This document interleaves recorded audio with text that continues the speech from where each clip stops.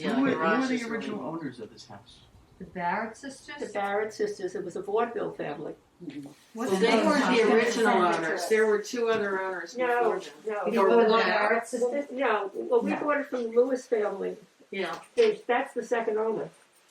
Yeah, My that's understanding. what I thought it was, We're only the third owner. Yeah, I that's what thought there was a man that owned it first. It was never owned by a It was man. owned by- I've been involved in the Historical Society since I moved to Long Beach in 1994.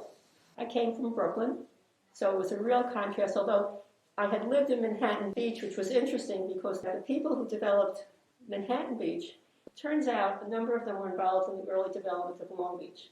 Long Beach is a barrier island off the south coast of Long Island. It is an island that was largely windswept sand dunes with some shrub and what's called salte, which is a marsh grass. And Native Americans came here in the summertime to fish. Early American settlers on Long Island came here to graze cattle during the summer, and also there was a little bit of fishing done. But you don't really have much construction until 1880, when the Long Island Railroad reached Long Beach, and the Long Beach Hotel, which at the time was the largest summer resort in the U.S. actually. But in 1906, William Reynolds came in from New York City, purchased a good portion of Long Beach, and began to develop it as an upscale summer resort community. Shortly after the Long Beach Hotel burned down, but he was almost like a Robert Moses. He developed a planned community. He built the boardwalk, our 2.2-mile boardwalk, which was completed in 1909, and really was working on a resort community. And then post-World War I, it began to transition into a year-round community, which it is today, although we still have some purely summer residents here. This museum house, I should say, which was built in 1909, was one of the earliest residential structures built by Reynolds Company in what was called the Estates of Long Beach. It was a resort town, so it was the rich and famous who came there. Reynolds' friends and politicians and movie stars, actors.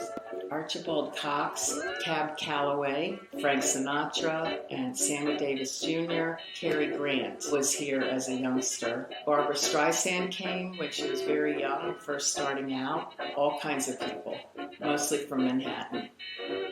What we have on display here is in a sense, there are three elements within this former residence. One is we have several rooms which we have created as interpretive rooms of how they would have appeared when a family lived here. And that is an upstairs bedroom, main bathroom upstairs has been restored to its original appearance. The room we're in now, which is the dining room and the living room. And then the third element of this house is that we have our archives, which are available for historical research on Long Beach. I am the current president of the Historical Society. I went on one of our house tours about, 1993, and I was fascinated with the old homes. I just fell in love with the homes, and I met a couple of younger women and asked if I could be involved. What we do is we preserve the history of Long Beach in our archives and in gathering stories from longtime residents. People donate things to us from the past. We have items, we have paintings, we have old maps, all kinds of wonderful things. I'm a former chief of the Long Beach Fire Department.